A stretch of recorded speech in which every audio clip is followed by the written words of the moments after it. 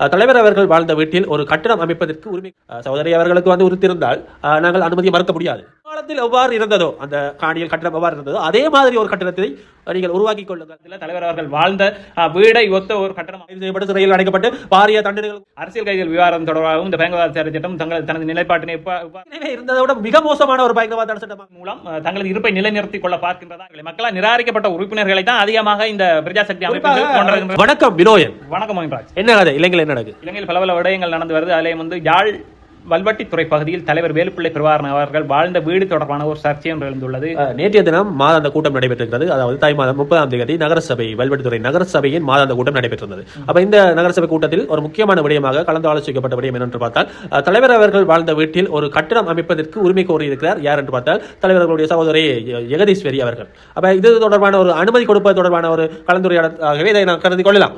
ஆனால் அங்கு கருத்து தெரிவித்த உறுப்பினர் மகிரன் அவர்கள் முக்கியமான விடயத்தை குறிப்பிட்டார்.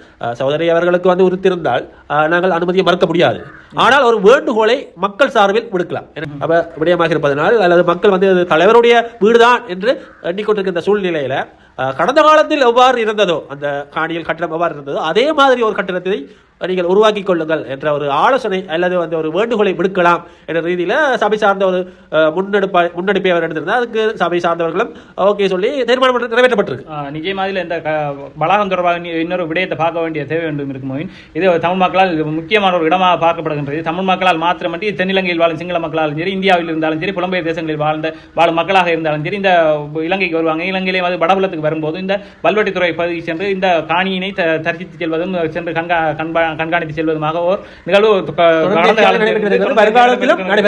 இப்படியான சந்தர்ப்பத்தில் இது இங்க இப்படியான கட்டுமானங்கள் இடம்பெற போகின்றது. இது எப்படியான முக்கியத்துவமான ஒரு காணியாக மக்களால் கருதப்படுகின்ற சந்தர்ப்பத்தில் இங்கே கட்டப்பட போகும் கட்டுமானம் தொடர்பாகவும் ஒரு சிறந்த அமைப்பு ஒன்று இடம்பெற வேண்டும். இது கடந்த காலத்தில் தலைவர் அவர்கள் வாழ்ந்த வீடை ஒத்த ஒரு கட்டணம் அமைத்தால் சிறப்பானதாக இருக்கும் என்பது வகையிலான ஒரு தீர்மானம் தான் இங்கே எட்டப்பட்டிருக்கிறது.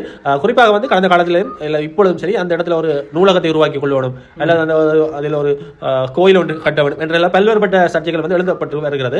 ஆனால் இந்த சூழ்நிலையில் மக்களுடைய எதிர்பார்ப்பு என்னென்றால் அது இருந்த மாதிரியே பராமரிக்கப்பட வேண்டும் என்ற வரலாறுகள் உண்மையான முறையில் உலகிற்கு எடுத்து காட்ட வேண்டும் என்றதான் மக்களுடைய எதிர்பார்ப்பாக காணப்படுகிறது என்பதையும் அவதானிக்கக்கூடியதாக இருக்கு. பார்ப்போம் காலப்போக்கில் வரலாறு என்று நீங்க குறிப்பிட போகும்போது இன்னொரு விடயம் கடந்த காலங்களில் துயிலும் இல்லங்கள் மாநில துயிலும் இல்லங்களும் ஒரு தாவரவியல் பூங்காவாக மாற்றப்பட போகின்றது என்ற வகையிலான ஒரு கருத்துக்களுடன் சில ஆர்ப்பாட்டங்கள் நிகழ்ந்திருந்தது. உண்மையிலே அதுவும் அவதானிக்கக்கூடியது. அதே நேரத்தில் இந்த காணியிற்கு தான் அமைந்திருக்க காணியில் சிவாஜி லிங்கம் அவர்கள் மாவீரர் நாள் அனுஷ்டிப்பு அல்லது தலைவர் அவருடைய பிறந்த நாள் கொண்டாடும் என்று பல்வேறுபட்ட விடயங்களை முன்னெடுத்து வருகிறார்கள். அப்ப பல்வேறு மக்கள் அதை ஒரு பொக்கிஷமாக பராமரித்து வருகிறார்கள். ஏனைய ஈழத்தமிழர்களும் அதை ஒரு பொக்கிஷமாக கருதுகிறார்கள். இந்த சூழ்நிலையில இவ்வாறான செயற்பாடுகளை முன்னெடுக்கும் போது அடுத்த கட்டம் எவ்வாறு அமைய போகிறது, வரலாறு எவ்வாறு கடத்தப்பட போகிறது என்பதனை நாங்கள் பொறுத்திருந்து தான் பார்க்கலாம். மேலதிக செய்திகளை அறிந்து கொள்வோம், பார்ப்போம். அடுத்ததாக இன்னொரு முக்கியமான விடயத்தை பார்க்கணும், இந்த பயங்கரவாத தடை சட்டம். இந்த பயங்கரவாத தடை சட்டம் தொடர்பான சர்ச்சைகள் கடந்த காலம் தொட்டு இப்போ வரையும் இடம்பெற்று வருது. அதிலே என்பிபி அரசாங்கம் ஆட்சிக்கு வரும் முதல் தங்களது தேர்தல் அறிக்கையிலையும் இது தொடர்பாக கருத்துக்களை குறிப்பிட்டிருந்தது. இந்த பயங்கரவாத தடை சட்டம் நீக்கப்படும், இதுக்கு பதிலாக ஒரு சட்டம் கொண்டு வரப்படும் என்ற வகையிலான தங்களது அறிக்கைகளை குறிப்பிட்டிருந்தார்கள். குறிப்பாகவே என்பிபி அரசாங்கம் அல்லது ஏவிபி அணியினர் கூறின விடயம் என்பது இந்த பயங்கரவாத தடை சட்டத்தால் மக்கள் அநியாயமாக கைது செய்யப்படுகிறார்கள், மக்கள் துன்புறுத்தப்படுகிறார்கள். ஏன் ஏவிபி உறுப்பினர்கள் கூட பல்வேறுபட்ட கைது செய்யப்பட்டு சிறையில் அடைக்கப்பட்டு பாரிய தண்டனைகள் கூட உட்படுத்தப்பட்டிருக்கிறார்கள். இந்த சூழ்நிலையில் இந்த ஏவிபி அணியினருடைய முக்கிய கோட்பாடாக இருந்தது இந்த தேர்தல் காலத்தில் முக்கியமான இந்த பயங்கரவாத தடை சட்டத்தை நீக்க வேண்டும் என்று. ஆனால் ஆட்சி பட அவர்கள் மாறி செயற்படுகிறார்களா, இந்த பயங்கரவாத தடை சட்டத்தை பயன்படுத்தினால் ஏனையவர்களை இவர்கள் கைது செய்கிறார்களோ அல்லது ஒரு அரசியல் பழிவாங்கலை மேற்கொள்கிறாரா என்ற ஒரு சந்தேகம் எழுந்திருந்தது. அதிலே அரசியல் கைதிகள் விவகாரம் தொடர்பாகவும் இந்த பயங்கரவாத தடை சட்டம் தனது நிலைப்பாட்டினை எவ்வாறு கொண்டுள்ளது என்பதை இதில் பார்க்க வேண்டிய நீதி அமைச்சர் யாரு கர்சன நாணயக்கார ஒரு கருத்து தெரிவித்திருக்கிறார். தனியார் ஊடகம் ஒன்று இருக்கு. அப்ப தெரிவித்த விடயம் என்பதால் இந்த பயங்கரவாத தடை சட்டம் முற்றாக நீக்கப்படாது, இதுக்கு பதிலாக இன்னொரு கொண்டு போகிறது. ஆனால் பல அரசியல் ஆய்வாளர்களுடைய கருத்தின்படி இந்த பயங்கரவாத தடை சட்டம் ஏற்கனவே இருந்ததை விட மிக மோசமான ஒரு பயங்கரவாத தடை சட்டமாகத்தான் இருக்க போகிறது என்று ஆய்வாளர்கள் குறிப்பிட்டிருக்கிறார். அவர் குறிப்பிட்ட மேலதிகமான இன்னொரு விடயம் என்னன்னா, இந்த பயங்கரவாத தடுப்பு சட்டத்திற்கு பதிலாக இன்னொரு சட்டம் நிறைவேற்றப்பட்டு கொண்டுவரப்பட்டாலும் இதுக்கு முதல் பயங்கரவாத தடை சட்டத்தின் கீழ் கைது செய்யப்பட்டவர்கள் யாருமே இந்த புதியான சட்ட நடைமுறையின் கீழ் பார்க்க மாட்டார்கள். அவர்கள் கடந்த காலத்தில் இருந்த பயங்கரவாத தடை சட்டத்தில் மறைமுகமாக அவர்கள் அடிப்படையில் அரசியல் கைதிகளுடைய விடுதலை இல்லை என்பதை தான் நாங்கள் கடந்த காலத்தில் ரணில் கூட ஒரு விட்டுக்கொடுப்பை செய்திருந்தார். இவர்களுக்கு தமிழ் மக்கள் அதிகளவான வாக்குகளை வழங்கியதுக்கு காரணம் இந்த அரசியல் கைதிகளுடைய விடுதலை மற்றது தமிழ் மக்களுக்கான நியாயமான ஒரு ஒரு நியாயத்தை பெற்றுக் கொடுப்பார்கள் என்ற எண்ணத்தில் தான். ஆனால் நடைமுறையை பார்த்தால் அது கேள்விக்குறியாகவே மாறி மாறி மாறி வருகிறது. சில இடங்களில் விட்டுக் கொடுப்பை செய்கிறார்கள், சில இடங்களில் இருக்கிறார்கள். அப்ப அரசியல் காய் நகர்த்தல் தான் இங்கு நடைபெறுகிறதா என்ற ஒரு சந்தேகத்தை எழுப்பியிருக்கிறது. அப்ப இந்த இடத்துல தான் கர்சன நாணய கூறுற விடயம் என்னவென்றால், கடந்த காலத்தில் கைது செய்யப்பட்டவர்கள் விடுதலை செய்யப்பட மாட்டார்கள் என்ற ரீதியில் சொல்றார். அதே நேரத்தில் பயங்கரவாத தடை சட்டத்தில் கைது செய்யப்பட்டு வழக்கு பதிவு இல்லாமல் யாரும் இருந்தால் அவர்கள் கவனிக்கப்பட்ட ரீதியில் தன்னுடைய கருத்துக்களை பதிவு செஞ்சுக்கிறார். நிச்சயமாக அவர் மேலும் சில விடயங்கள் குறிப்பிட்ட பயங்கரவாத சட்டத்திற்கு நிகராக இன்னொரு சட்டம் கொண்டு வரப்போகிறோம். இந்த சட்டம் தொடர்பான விடயங்கள் சிவில் சமூகம் மற்றும் ஏனைய அமைப்புகளுடன் கலந்தாலோசிக்கப்பட்டு வருகின்றது. இந்த கலந்தாலோசனைகளின் பின்னராக தான் இந்த சட்டம் மூலம் கொண்டு வரப்படும். பிப்ரவரி மாதம் 28ஆம் தேதி வரையும் தங்களுக்கு இந்த பயங்கரவாத தடை சட்டம் சார்ந்த ஒரு வாக்குவாதங்களோ இல்ல ஏதாச்சும் ஒன்று நீங்க அறிவுரையோ சொல்லிக் கொண்டே இருக்கலாம். அதுக்கு பிறகு பிப்ரவரி 28ஆம் தேதிக்கு பிறகு சட்ட வரைவு குழுவை கூட்டி நாங்கள் இந்த சட்ட நடவடிக்கையை மேற்கொள்ள அடுத்த கட்ட நடவடிக்கை எடுத்துக்கொள்வோம் என்ற ரீதியில் தன்னுடைய கருத்துக்களை பதிவு செய்திருக்கிறார். பயங்கரவாத தடை சட்டம் என்பது மக்களுடைய உரிமைகளை அப்பட்டமாக மீறுகின்ற ஒரு சட்ட வரைவு என்று மனித உரிமை ஆணைக்குழுவும் சரி, மனித உரிமை செயற்பாடுகளுக்கும் சரி வெளிப்படையாக கூறிய யுத்தம் இவர்கள் கூறுகிறார்கள் யுத்தம் முடிந்துவிட்டது. யுத்தம் முடிந்து இத்தனை ஆண்டுகள் ஆகியும் இந்த மக்களை துன்புறுத்துவதற்காக ஏன் இந்த பயங்கரவாத தடை சட்டத்தை நடைமுறை வைத்திருக்கிறார்கள் என்ற ஒரு சந்தேகம் தான் எழுகிறது.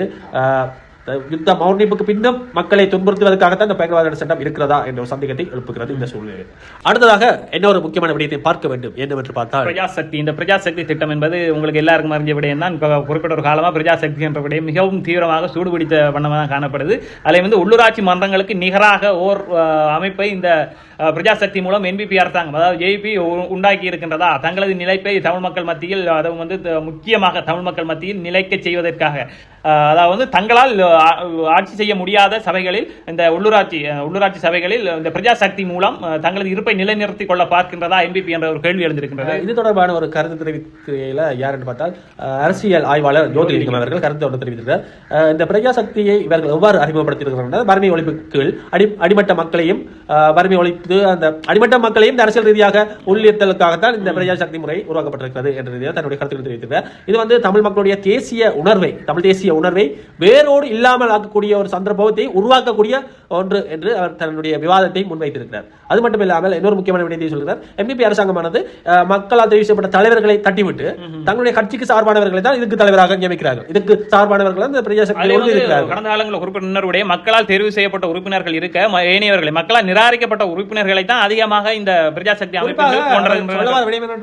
உள்ளாட்சி மன்றங்களில் ஜேபி அல்லது என்பிபி அரசாங்கம் அதிகாரத்தில் இருந்த சபைகள் இருக்குதானே, அந்த அதிகாரம் இல்லாத சபைகளை கட்டுப்படுத்துவதற்காக இந்த உள்ளாட்சி மன்ற அதிகாரங்களை கட்டுப்படுத்தி தங்களுக்கு கீழ் வைத்திருப்பதற்காக தான் இந்த பிரஜாசக்தியை உருவாக்கி இருக்கிறார்கள். இது ஒரு பிழையான செயற்பாடு என்ற ரீதியில் தன்னுடைய விமர்சனத்தை முன்வைத்திருக்கிறார். இதுல ஜோதிலிங்கம் அவர்கள் மட்டுமல்ல பல தரப்பட்ட அரசியல்வாதிகளும் சரி, அரசியல் ஆய்வாளர்களும் சரி இந்த கருத்தை குறிப்பிட்டு கொண்டே வருகின்றனர். அதில் கடந்த காலங்களில் சுதந்திரன் அவர்களும் குறிப்பிட்டிருந்தார் இந்த சட்டம் உள்ளது, அதாவது பிரஜாசக்தி திட்டத்தை நான் சட்ட நீதிமன்றத்தை நாடுவதன் மூலம் ஒரு கேள்விக்குள்ளாக்க போகின்றேன் என்ற வகையில் ஒரு அரசு நிறுவனத்துக்கு அரசு இயந்திரத்துக்கு சார்பான அதுக்கு நிகரான இன்னொரு இயந்திரம் வெளியில இயங்க முடியாது இருக்கிறது என்று கூட அவதானிக்கப்படுகிறது. பார்ப்போம் தொடர்ச்சியாக இவ்வாறான செய்திகளை நீங்கள் அறிந்து கொள்வதற்கு எதை அணுக வேண்டும். ஜால்ரா பாலிடிக்ஸ். நன்றி, வணக்கம். நன்றி, வணக்கம்.